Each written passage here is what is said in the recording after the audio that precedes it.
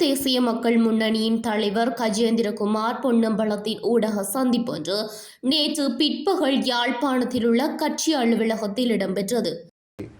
அரசியலமைப்பு முயற்சிகளை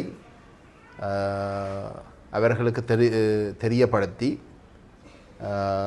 தமிழ் மக்களுடைய இனப்பிரச்சினையை தீர்ப்பதற்கு ஒரு அரசியலமைப்பு திருத்தம் ஊடாக மட்டும்தான் செய்யலாம். ஒரு புதிய அரசியலமைப்பு கொண்டு வருவதன் ஊடாக ஒற்றையாட்சியை நீக்கி தமிழ் தேசம் அங்கீகரிக்கின்ற ஒரு கூட்டாட்சி முறையை கொண்டு வருவதன் ஊடாக மட்டும்தான் தீர்க்கப்படலாம் என்றது அனைவருக்கும் தெரிஞ்ச விடயம்.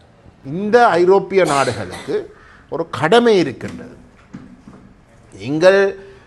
நாங்கள் தடையே போடாதீங்கள், தடையை போட்டுறீங்கண்டா இந்த பேச்சுவார்த்தைகள் குழம்பும் என்று நாங்கள் அந்த நேரம் சொல்ல, நீங்கள் அதை நம்பாமல் நீங்கள் தடையே போட்டுறீங்கள். தடையே போட்டதை நியாயப்படுத்தின எப்படின்றா சமஷ்டியை கூட்டாட்சி தீர்வை தமிழர்களுடைய இயக்கம் அதுக்கு நேர்மையாக பயணிக்கவில்லை என்று சொல்லித்தான் அதை நியாயப்படுத்துறீங்க.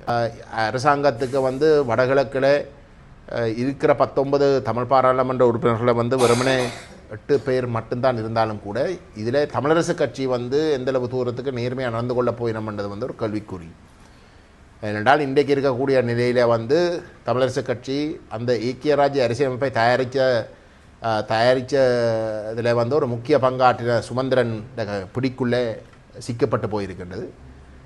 இன்றைக்கு சுமந்திரன் மக்களால் நிராகரிக்கப்பட்டிருந்தாலும் கூட சுமந்திரன் ஆதிக்கம், கட்சிக்குள்ளே இருக்கக்கூடிய ஆதிக்கத்தை வைத்து கொண்டு தமிழ் தேசிய நிலப்பாட்டை எடுக்கிற இல்லாட்டி உறுதியாக பயணிக்கக்கூடியவர்களை ஓரம் கட்டுகின்ற செயல்பாடுகள் நடைபெற்று கொண்டு இருக்கின்றது. அதுதான் இன்றைக்கு இந்த கிபுலோயா திட்டத்தை நடைமுறைப்படுத்துறதுக்கு தேவைப்படுகின்ற கிட்டத்தட்ட 9 பில்லியன் ரூபாய் இலங்கையுடைய இந்த அரசாங்கத்துடைய காசில் தான் அவர்கள் இந்த திட்டத்தை முன்னெடுக்க இருக்கிறார்கள். அவர்கள் வெளிநாட்டு நிதிகளை பயன்படுத்தி செய்வதற்கு திட்டமிடவில்லை.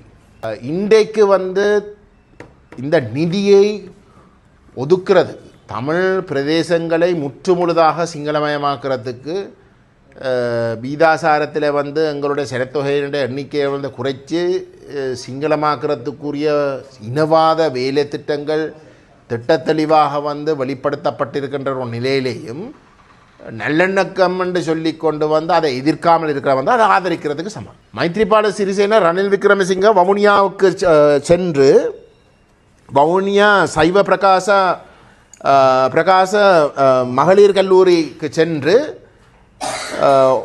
2017 அக்டோபர் 21 அந்த போகஸ்வவ கிராமத்தில் இருக்கக்கூடிய சிங்கள மக்களுக்கு உறுதி கொடுக்குறன்ற பேரில் குக்கச்சான் குளத்தில் இருக்கக்கூடிய தமிழ் இடத்தை முற்றுமுழுதாக நீக்கிறதுக்கு உறுதிகள் கொடுக்கப்பட்ட அதை தமிழரசு கட்சி உண்மையிலே திருந்திருக்கிறாண்டால் நீங்கள் செய்ய வேண்டியது இப்படி நீங்கள் கடந்த காலங்களில் நடந்து கொண்டது என்றதை விளங்கி கொண்டு நீங்கள் இதில் தேவையில்லாமல் இது ஒரு அரசியல் லாபம் எடுக்கிறதுக்காகத்தான் நாங்கள் நடந்து கொள்கிறோம், இல்லாட்டி ஒரு மாகாண சபை தேர்தல் வரக்கூடும் என்றதுக்காகத்தான் நீங்கள் விழுந்தடித்து நடந்து கொள்கிறீங்கள் என்றது அல்ல.